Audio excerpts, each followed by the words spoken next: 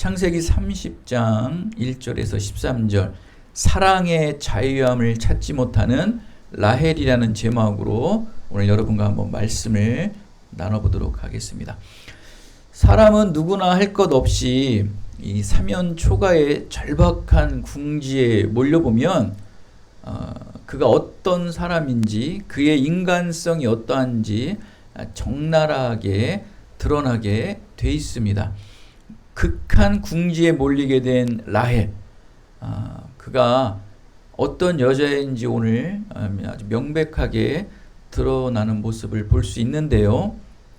아기를 못 낳는 어떤 극한 궁지에 몰리다 보니까 그의 언니 레아를 질투하고 시기하고 그것도 모자라서 남편 야곱에게 자식을 낳게 하지 못하면 내가 차라리 죽어버리겠다라면서 겁박을 하는 라헬의 모습을 우리는 볼 수 있습니다. 지금 라헬 자신이 어떤 사람인지를 아주 적나라하게 드러나는 오늘 말씀의 본문입니다. 나 이런 여자야. 나 라헬 이런 여자야. 라고 성경을 읽는 모든 독자들에게 라헬이 어떤 여자라는 것을 명백하게 드러내고 있습니다. 그러니까 지난 주일에는 하나님의 초월적 실상의 사랑의 은총을 받아 생명의 자녀를 4명이나 낳은 참사랑의 자유함을 얻게 된 레아를 통해 우리가 은혜를 많이 받았죠. 그래서 그는 그 참된 사랑의 자유함을 얻게 된 레아는 결국 이 남편에 집착했던 모든 것들이 이제 내려놓게 되는 계기가 되었지 않습니까? 그거로 인해서 우리가 하나님의 말씀의 은혜를 받았다면 오늘은 이기적이고 허물 많은 레아의 동생 라헬까지도 하나님의 뜻을 어기고 또 하나님의 뜻대로 살지 않고 생명의 주관자이신 하나님을 마치 자기가 뒤흔들려고 했던 그런 모습 속에서도 그도 하나님은 라헬을 잃어버리지 않고 라헬을 잊지 않고 하나님의 은혜의 섭리로 사용하고 계시고 있다는 것을 오늘 본문 말씀을 통해 한번 나눠보도록 하겠습니다. 야곱에게 있어 라헬은 주인공이에요. 그 인생의 참 주인공이에요. 왜냐하면 야곱의 모든 사랑을 홀로 독차지했던 여인이 바로 라헬이기 때문에 그렇습니다. 그런데 그런 라헬에게 한 가지 불행이 있다면 자식을 못 낳는 불임이 그에게는 참 불행입니다. 결국 라헬은 자신이 가지지 못한 것을 가지게 된 언니 레아를 질투하게까지 이르게 됩니다. 그것도 언니 레아가 남자 아이만 무려 4명을 낳게 되니까 그 라헬이라는 여인의 질투는 그 정말 활화산같이 타오르게 되었던 겁니다. 라헬은 모든 사랑을 받은 여인이에요. 남편의 사랑을 정말 흠뻑 받은 여인이었던 거예요. 그런데 아이가 없는 그 하나로 인해 지금 자기가 받았던 모든 사랑을 가볍게 여기는 모습을 볼 수 있습니다. 라헬은 이렇게 언니 레아와 비교해 볼 때 부족한 것은 단 하나, 자식이 없다는 것 하나뿐이죠. 그래서 그 하나 때문에 가지지 못한 것 하나 때문에 자기가 가진 모든 것들을 만족하지 못하게 되는 거예요. 우리 그렇지 않습니까? 모든 이렇게 부자들도 보면은 정말 우리는 부럽잖아요. 그 부자가 가진 것들.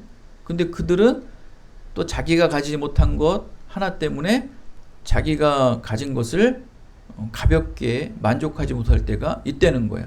우리는 그 재능, 또 그의 어떤 물질, 또 여러 가지 그의 외형적인 모습을 담고 싶어 하지만 그는 정작 그것을 가볍게 여기는 경우가 있다는 거예요. 지금 라헬이 그러는 거예요. 레아 입장에서는 라헬이 남편 야곱에게 사랑받는 것에 얼마나 부러워하고 또 얼마나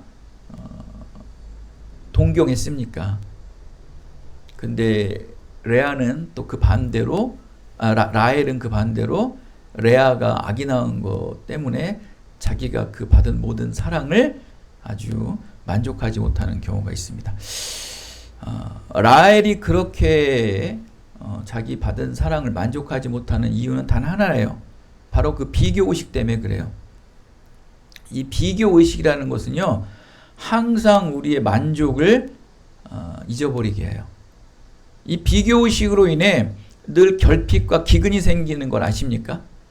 내가 지금 가진 것을 사람과 비교하고 또 다른 모든 것과 비교하면은 내가 가진 것이 자꾸 만족스럽지가 않아요. 이건 결국 무엇과 연결이 되냐면 작은 것이든 큰 것이든 하나님께서 이미 주신 모든 것들을 감사하지 않게 되는 불신의 단계까지 이르게 된다는 거예요, 여러분. 여러분, 우리 지금 여러분 모든 삶 속에 만족하십니까?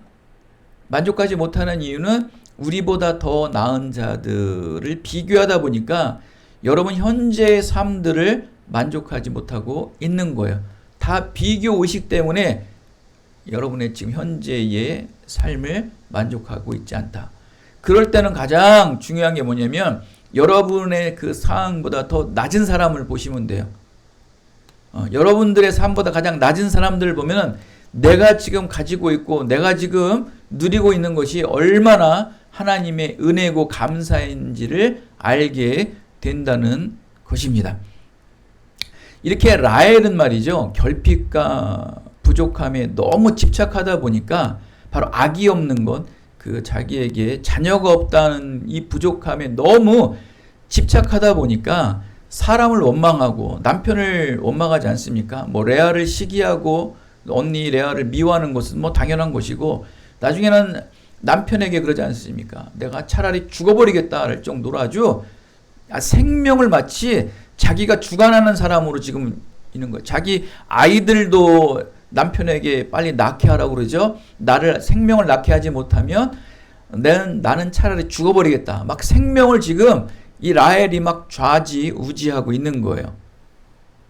결국 이렇게 자기의 부족함에 너무 집착하다 보면 여러분 사람을 원망하고 결국 또 세상을 원망하고 어디에 단계까지 오르냐면은 하나님을 원망하고 불신하는 단계까지 이르게 된다. 이 불신앙의 단계까지 이르게 되는 게 굉장히 위험한 겁니다, 여러분.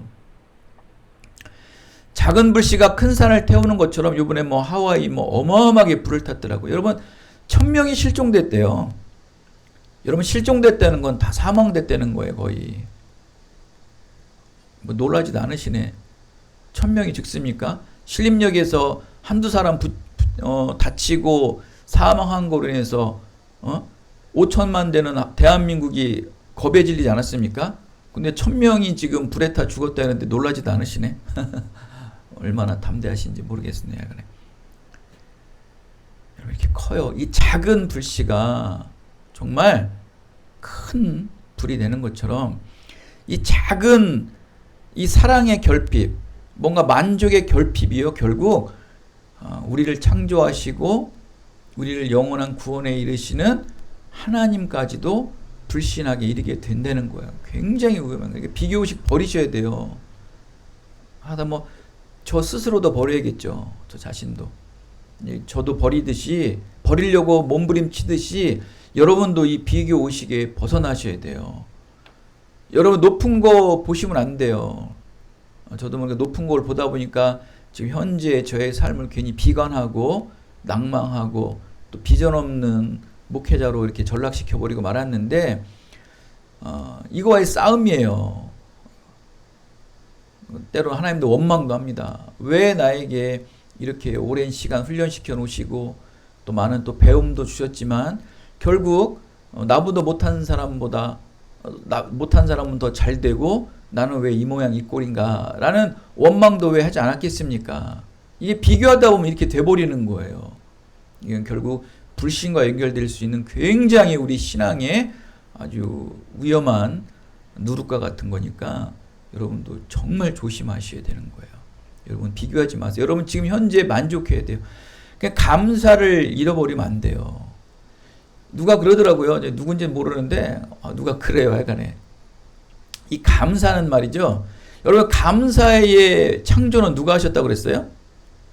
예수님께서 하셨다. 예수님의 그 십자가의 구원의 사랑이 그게 바로 감사의 기원이에요, 여러분. 그게 감사의 창조라고요. 근데 여러분, 이 감사를 하는 사람들은요, 안전하대요. 잘 음미해 보십시오. 감사는 안전해요. 내가 지금 안전하다. 안전하다는 건 평안하다는 거겠죠, 결국. 여러분을 지금 안전하게 보호하신 분은 하나님이십니다. 작은 것서부터 감사할 줄 안 되는 것은 여러분 지금 안전하다는 거, 지금 잘 평안하게 살아가고 있다는 것이에요. 그럼 감사를 잃으면 늘 불안전한 거예요. 언제 여러분에게 아무리 뭐 물질이 많고 높은 권위에 있더라도요, 감사를 놓치면요, 감사하지 않으면요, 내 높은 권위도, 내 많은 재물도, 많은 사람들에게 칭송도 뭐라는 거예요? 항상 불안전하다. 완전히 아니고 불안전하다는 거. 불안전하다. 그런데 작은 것부터 감사한 사람들은 늘 하나님의 보호 아래 있기에 모든 것이 다 하나님이 이루신 거예요. 모든 것이 하나님의 은혜의 손길이라는 거예요. 정말 내가 지금 숨 쉬고 있는 이 자체, 눈을 깜빡깜빡하고 있는 그 자체만이라도 하나님 앞에 감사함을 고백하는 사람들은 늘 안전하다. 할렐루야. 여러분 안전하시기 바랍니다. 늘 하나님 앞에 감사하셔야 돼요. 그건 뭐냐면 모든 이들과 상대적으로 비교하지 않는다는 거예요. 비교하지 마세요. 비교하다가도 빨리 정신 차리셔가지고 여러분 현재의 상황을 만족하시고 지금 이대로도 좋사오니 하나님 감사합니다. 지금 이 작은 곳 안에서 하나님의 큰 것을 이루어 주시옵소라고 기도하셔야 되는 거예요. 여러분 이스라엘 초대왕 사울 알지 않습니까? 평생 다윗을 질투합니다. 평생 다윗을 시기하고 미워합니다. 결국 그는 다윗을 미워하고 시기하다가 죽어요. 사울은 천천히요, 다윗은 만만이라는 이 칭찬과 인정을 받게 되자 이 말에 그냥 사울은 시기와 질투와 미움이 그냥 확 들어간 거예요. 결국 사단이 들어간 거죠. 사단이 평생 사울을 움직이며 하나님의 기름 부음 받은 예수님의 혈통의 계보가 될 다윗을 평생 미워해요. 예수님의 계보가 될, 예수님의 조상이 될 다윗을 미워한다는 건 결국 누굴 미워하는 거예요? 오실 메시아 예수 그리스도를 미워하는 거예요. 이게 누가 하는 짓이에요? 사단이 하는 것이죠.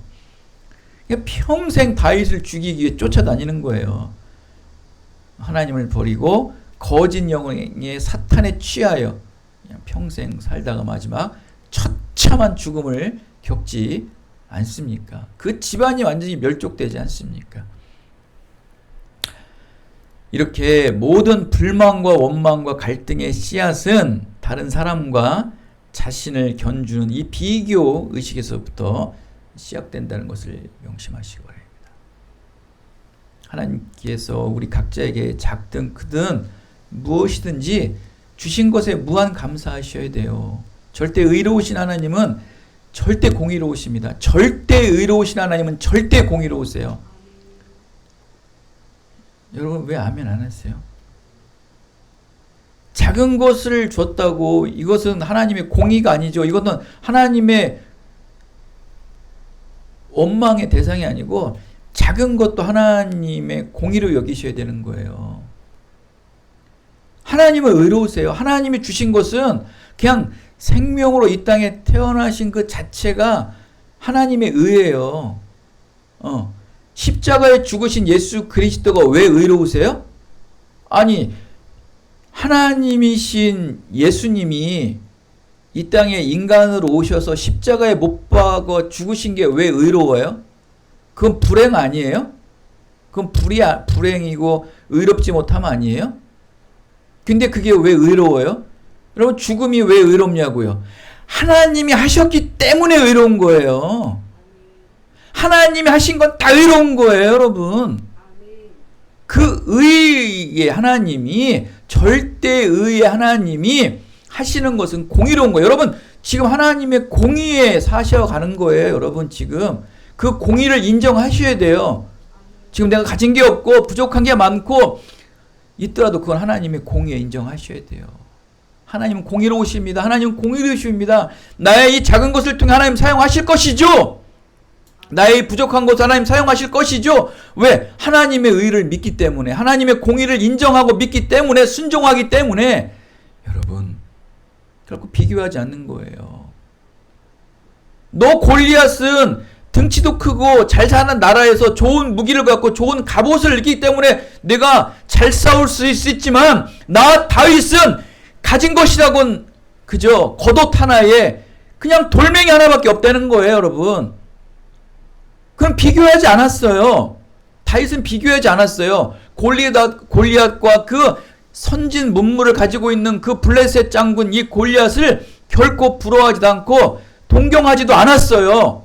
그가 동경하고 부러워한 것은 늘 하나님 아버지, 오직 여호와 하나님만을 동경하고 여호와 하나님만을 의지하고 늘 여호와 하나님 앞에 늘 순종했던 자예요.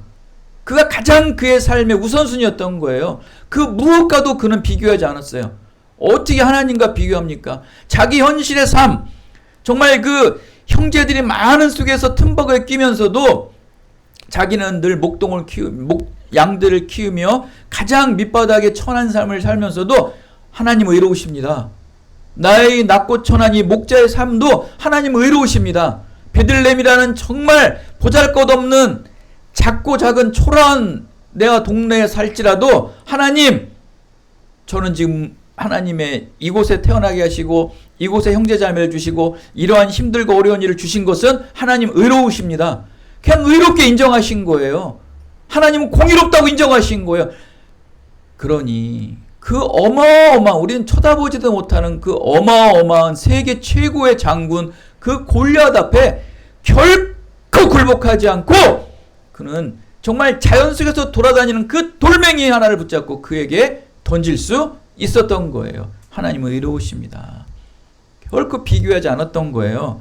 하나님이 주신 모든 것은 절대 의로우시기에 결코 남들과 비교하지 마세요, 여러분. 여러분과 다름과 틀림이라는 원리, 정말 기초적인 여러분 하나의 예와 같지만 다름과 틀림의 원리가 하나님의 공의에 순종하는 거예요. 여러분, 다른 거예요. 여러분이 틀린 게 아니에요. 다윗이 틀린 게 아니에요. 다윗은 안 틀려요. 하나님은 결코 틀리게 창조하지 않으세요. 그냥 다르게만 창조하실 뿐이에요. 여러분도 다른 것 뿐이에요. 미국의 MIT의 수많은 이런 것을 경험할지라도 그와 우리랑은 비교했을 때 잽도 안 되지만 다른 것 뿐이에요, 여러분. 틀리지 않습니다, 여러분. 서울대 다니는 사람과 여러분과 결코 안 틀려요. 뭐만 다른 것 뿐이에요. 다르다. 이 원리가 여러분 인정하기 힘들겠지만 인정하셔야지 결국 그 다름과 틀림의 그 원리를 인정할 수 있어야 무엇까지 올라가십니까? 하나님의 공의를 순종할 수 있는 거예요. 굉장히 힘든 영역이죠, 여러분. 항상 제가 설교하는 저 자신도 참 뜨끔뜨끔합니다. 저도 큰 교회 목사, 큰 서울이나 정말 강남에 사는 목회자만 보면은 주눅 들죠. 비교되니까. 저도 그러면서 이러한 설교를 할 수밖에 없는 저 자신. 저도 그렇게 되기를 바라는 마음으로 가는 거죠. 우리는 다릅니다. 인정하시고 순종하실 때 그 안에 무슨 공간이 넓어져요? 하나님의 은혜의 공간이 굉장히 넓어지는 거예요, 여러분. 은혜의 공간이.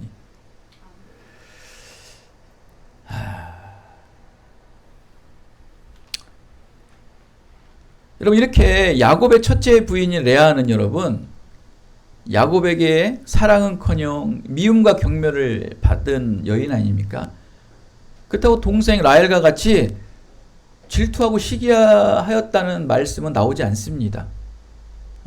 그렇다고 남편 야곱에게 또한 화도 내지 않습니다.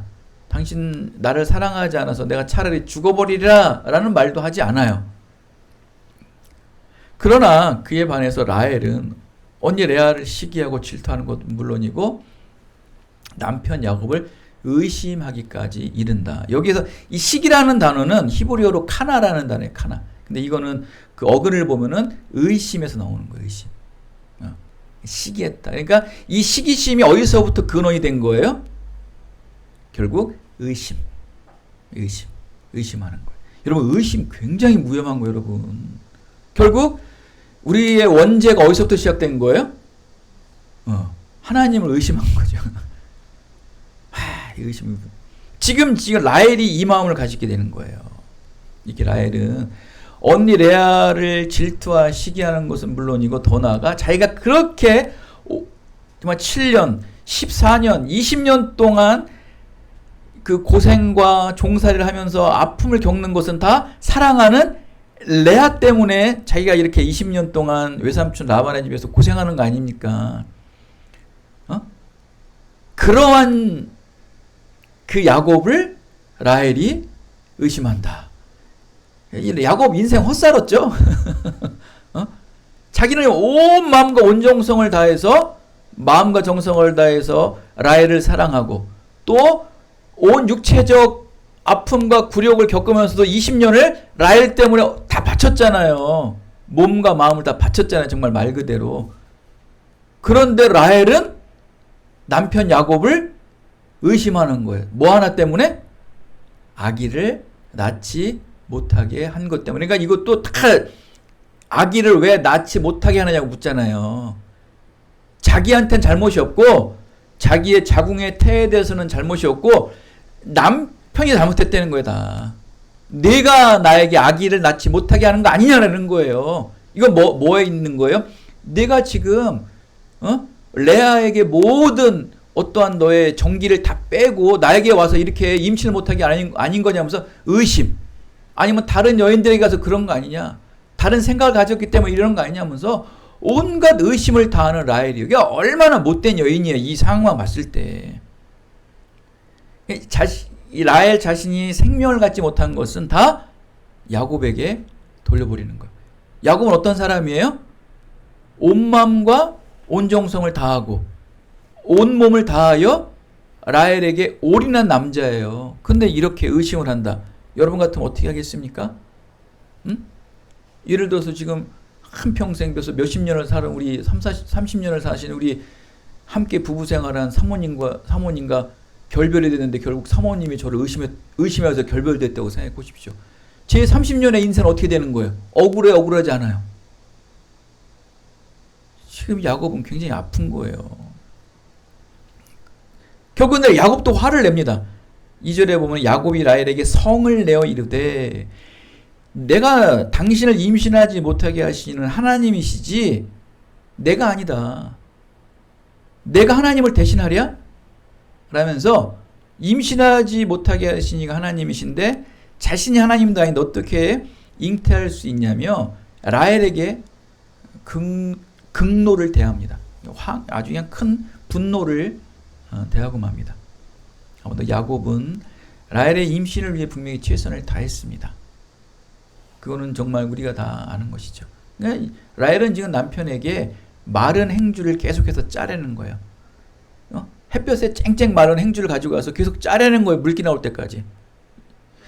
이게 정말 원통합니다, 여러분. 이 직장생활 특히 할 때 제가 이제 이 부교육자를 할 때 이걸 경험한 거예요. 내가 이 예화를 참 잊지 못하는 게 뭐냐면 정말 교회의 매뉴얼대로 다 했어요. 그 목회자의 매뉴얼대로 다 했어요. 그런데도 그들은 끊임없이 이 부교육자들을 짜는 거예요. 그 사모랑 같이. 와, 진짜 힘들더라고요.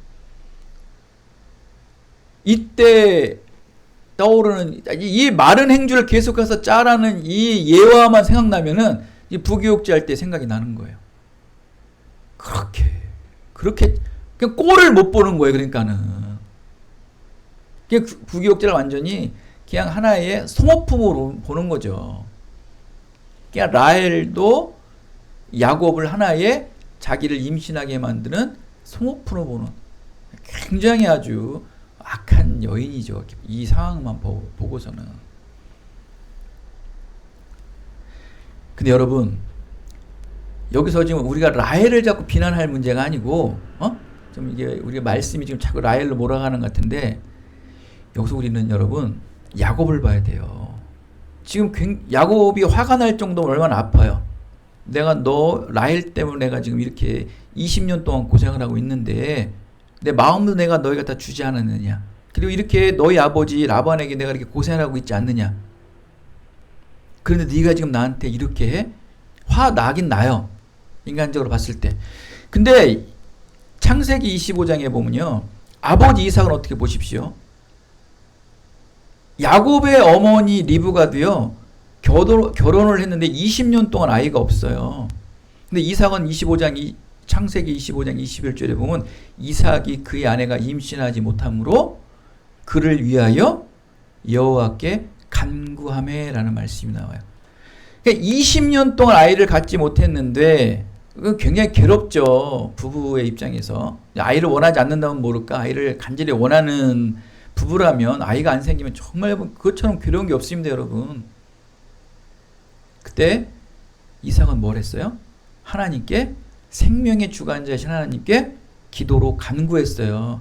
자, 이것을 알았다면 이거 리브가가 아들 야곱에게 얘기해 줬겠죠. 내가 어떻게 난 아이인지 아니? 너희 아빠 이삭이 내가 임신을 못했을 때 하나님 앞에 무릎 꿇고 기도로 간구해서 내가 너를 난 아이야. 넌 하나님이 축복받은 사람이면서 그렇게 얘기했겠죠. 엄마 리브가가. 그럼 야곱이 그걸 들었겠죠. 야, 야곱도 참 이게 라헬의 포커스를 여러분 맞출 문제가 아니고 야곱에게 문제가 있는 거예요. 만약에 야곱이 무릎을 꿇고 내 사랑하는 라헬, 아니 사랑하는데 기도도 안 해? 여러분 사랑하는데 기도도 안 해? 그렇게 말이 돼요? 여러분 사랑하면 기도 안 해요? 사랑하면 더 기도하지 않습니까, 여러분? 그러면 사랑하는 내 아내 라헬이 아기를 못 갖고 힘들어한다면 하나님 앞에 기도했어야죠. 지금 여러분 우리는 이 부분을 세상적인 관점으로 보는 게 아니고 신앙적 관점으로 볼 때 지금 제 소견으로는 그래요. 이건 라헬의 문제다. 아니 야곱의 문제다. 야곱의 문제다. 하나님 앞에 무릎 꿇었어야죠. 자기 아버지 이삭에게 지금 힌트가 있잖아요. 야곱과 라헬 부부의 그 사랑한 만큼 생명은 잉태되지 못한다. 이건 결국 저주예요. 이건 결국 누가 주관하시는 거예요? 하나님이 태를 닫으신 거예요. 하나님이 이 태를 열기 위해서 그 두 부부는 손잡고 기도했어야죠. 이걸 못하는 거예요. 사람이 계획을 세울지라도 그 계획을 이루신 분은 하나님이십니다. 라헬은요 지금 생명의 잉태를 사람의 노력과 열심으로 할 수 있다고 본 거예요. 인간의 한계를 인정하지 않는 어리석은 여인이라는 거예요. 전지전능하신 창조자 하나님을 인정하지 않고 있는 라헬이 돼버린 거예요. 인간이 할 수 있는 것은 있고 인간이 할 수 없는 불가능한 것이 있다는 것을 그는 인정하지 않은 거예요. 불가능하다는 것을, 그러니까 하나님의 영역이 있다는 것을 인간이 빨리 캐치해야 돼요. 그게 가장 지혜라고 그러거든요. 이 모든 인간의 교만은요, 인간이 다 할 수 있대요. 돈이 다 할 수 있대요. 힘이 다 할 수 있대요. 하나님 인정하지 않는 사람이거든요. 제한의 능력, 제한의 절제가 없어요. 인간의 한계가 있거든요. 이걸 빨리 인정해야 되는데 그걸 인정하지 못하는 거예요. 결국 라헬은요, 생명까지도 사람에 의해 주관을 했던 결국 교만의 극치, 그죠? 의심의 극치한 불신앙의 모습을 보였습니다. 아무리 사람을 내가 애를 가질 거야, 내 남편에게 정말 힘써 사랑해서 우리는 아이를 가질 거야라고 아무리 계획을 세울지라도 그 계획을 이루신 분은 하나님이시다. 여기서 계획을 세우면 이룰 것이다라는 거, 하나님을 빼버린 거예요, 이 말씀에서.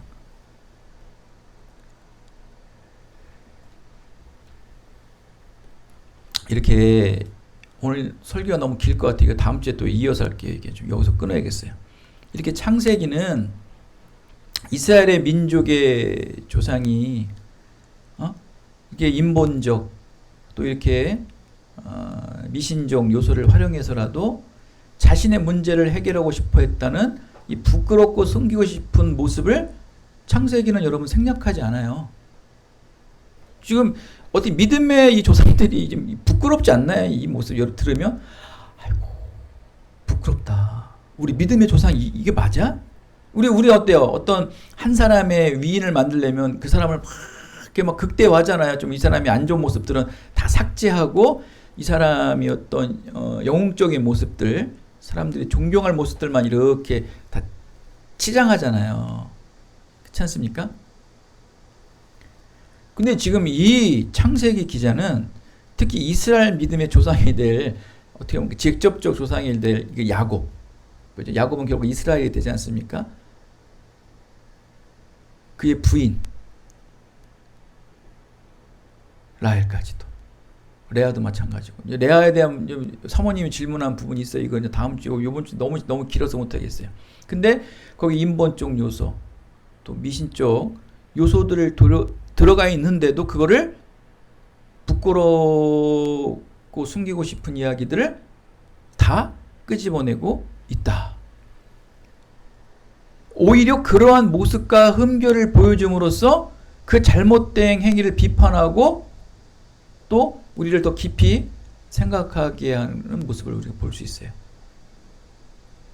이러함 속에서 하나님께서는 뭐냐면, 거봐라, 이렇게 너희들 연약함 속에서도 너희들이 이루려고 아무리 몸부림쳐봐라, 모든 것이, 이 모든 계획을 이루시는 것은 하나님의 전적인 은혜다라는 것을 철저하게 보여주시는 거예요. 믿음 없이 너의 모든 지혜와 너의 모든 힘과 너의 모든 경험으로 살아갔을 때 얼마나 이루어지지 않는지를 봐라. 세상 사람들은 이룰 수 있어요. 그러나 하나님의 그 믿음의 계보에 속한 사람들은요, 그게 안 돼요. 이 세상적 원리가 믿음의 사람들에게는 그게 적용이 안 돼요. 제가 말씀드렸지 않습니까? 아브라함이 그의 며느리를 구할 때, 또 이삭과 야곱이 며느리를 구할 때 이야기가 똑같아요, 안 똑같아요? 그죠? 모세가 며느리를 여인을 만날 때, 결혼할 여인, 다 우물가서 만난 게 똑같잖아요. 같잖아요. 유사하죠. 왜 유사하다고 그랬어요, 그게? 왜 유사하다고 그랬어요? 하나님의 이 어떻게 보면 이 기적과 같은 일 아닙니까? 한 사건만 해도. 그 사막 한가운데서 우물을 만나는 것도 기적이고, 거기서 또 결혼할 여인을 만나는 게 기적이 아니에요. 근데 그게 그냥 우리는 이 성경을 읽는 우리 독자들은 너무 당연하게 일어나요. 맞아요.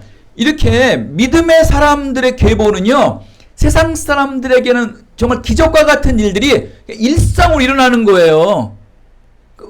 모세가 우물가에서 만나는 이거 야곱이 만났고, 또 아브라함의 그 종이 만났을 때랑 똑같네? 하나님은 이렇게 신기하고 놀라운 일들을 항상 이루시는구나. 그럼 어떤 생각이 들어요? 우리도 이루어지겠구나. 세상적 논리로는 도저히 이해가 안 되는 거예요, 이게. 하나님께서는 철저하게 하나님의 은혜로 살기를 원하는 거예요. 너희 세상, 너희 방법, 너희 힘, 그걸 사는 걸 뭐라고 그러지 않아요. 그런 걸 통해서도 하나님은 이루세요, 하나님의 계획들을. 그렇게 살되, 너희 인본적인 요소로, 미신적인 요소로 살되 이루시는 것은 누가 이루시냐 봐라. 하나님이 이루시더라. 하나님의 전적인 은혜로 이루시더라. 이걸로 하나님의 믿음의 조상들이 유지되는 거예요. 지금 교회가 유지되고 믿음의 지금 성도들이 계속 그 믿음의 이 계보를 이어가는 것은 결국 무엇이다? 하나님의 전적인 은혜다. 이걸 놓치시면 안 돼. 여러분도 실수를 많이 하고요. 저 또한 실수 많이 하고, 저희도 뭐 세상적인 것도 여러분도 마찬가지 실수 모순투성이에요. 그런데도 지나고 보면 하나님이 이루시지 않습니까? 어느 결정적인 순간에는 이루세요. 어떤 결정적인 순간에는 막기도 하시고 열어주시기도 하시는 거예요. 정말 놀라운 거예요. 이게 우리의 삶의 루틴이에요. 이 믿음의 루틴이에요. 결국은요, 가면 갈수록 자꾸 어떤 게 줄어들어요. 야곱도 마찬가지고 요셉도 마찬가지로 이스라엘도 마찬가지고 다 뭐가 줄어들어요. 점점 자기의 생각, 자기의 경험 이런 것들이 자꾸 줄죠. 줄고 자꾸 뭐가 자꾸 다스리게 해요? 말씀이 다스리게 하고 믿음이 다스리게 하면서 자꾸 세상적인 실수, 어떤 세상적인 방법, 인간적인 방법들이 점점 줄죠. 완전 없어지진 않아요. 좀 줄어요. 좀 줄고 또 그런 걸 자꾸 분별할 수 있는 능력들이 자꾸 생겨요. 그럼 자꾸 뭐가 점점 커져요? 믿음이 커져요. 믿음. 은혜의 영역들이 자꾸 커지는 거예요. 그래서 이 말씀하고 마칠게요. 오늘 저는 어저께 저 나름 큰 은혜의 말씀을 받았어요. 뭐냐면 제가 팔복을 외우질 못해요. 1번, 2번만 외우고 나머지는 잘 외우질 못하는데 그래서 팔복을 외우려고 제가 이제 카톡에다가 저는 이게 메모를 자꾸 제 카톡에다 항상 넣어놓습니다. 뭐 어마어마한 방대해요. 정말 여러분 보면 놀랄 거예요 아마. 그래서 이 카톡을 잃어버리면 저는 자료를 잃어버리는 거예요. 나중에 다 좀 이렇게 정리를 해야 되는데 어쨌거나 해간에 거기 그냥 팔복을 이렇게 올려놓고서 이제 신호대기하고 뭐 할 때마다 짬날 때마다 항상 이렇게 봐요. 그래서 어제는 차가 좀 이렇게 밀리길래 이렇게 보는데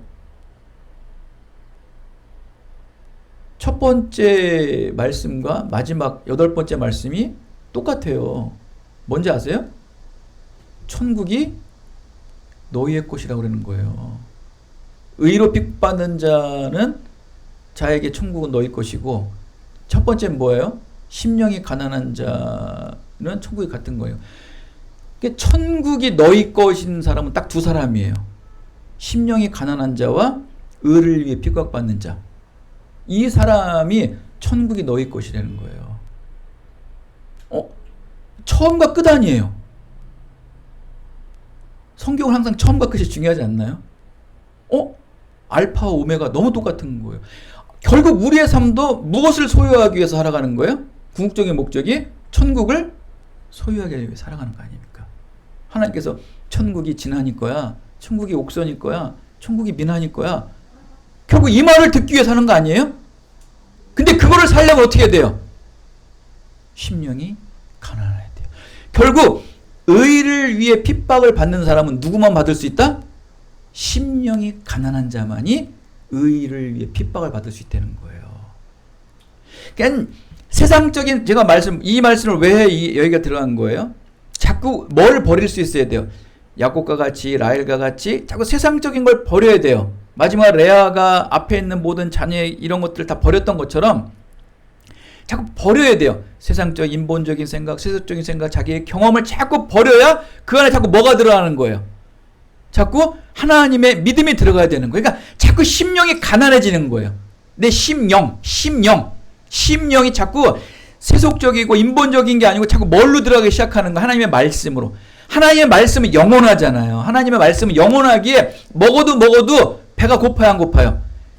늘 취했는데도 가난한 거 왜? 하나님의 말씀은 영원하기 때문에. 영혼을 어떻게 잡아요? 응?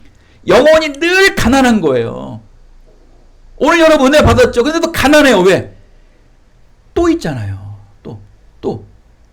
이게 심령이 늘 가난한. 그러니까 세상 거에 들어올 틈이 있어요, 없어요? 그러니까 세상에 여러분 돈이 많고 높은 자리에 올라가도 요셉과 같이 총리의 자리에 올라가도 그가 왜 심령이 가난해야 되냐? 세상 것은 가득할진 몰라도 내 심령은 가난한 거예요. 하나님의 은혜는 가난한. 그러니까 의를 위해 핍박을 받는 거예요. 그런 자만이 천국을 소유한다. 그러니까 의를 핍박은 아무나 의를 위해서 핍박받는 자들이 아니에요. 철저히 심령이 가난한 자만이 의를 위해 핍박을 받는 거예요. 근데 이 심령이 가난하다는 건 여러분 늘 채우는 거예요. 먹어도 하나님의 말씀을 들어도 먹어도 기도해도 예배해도 늘 배고픈 거예요. 늘 가난한 거예요. 그런 자만이 하나님께서 은혜를 베풀어 주신다. 그러한 자만이 하나님의 믿음의 계보를 이어간다. 우리 사랑하는 기쁜 누리 모든 성도 여러분들도 아브라함과 같이 야곱과 같이 또 다윗과 같이 하나님의 믿음의 계보를 이어가는 언약 백성이 이 땅에서 되시기를 예수 그리스도 이름으로 축원드리겠습니다. 하나님 감사합니다. 오늘 들은 말씀이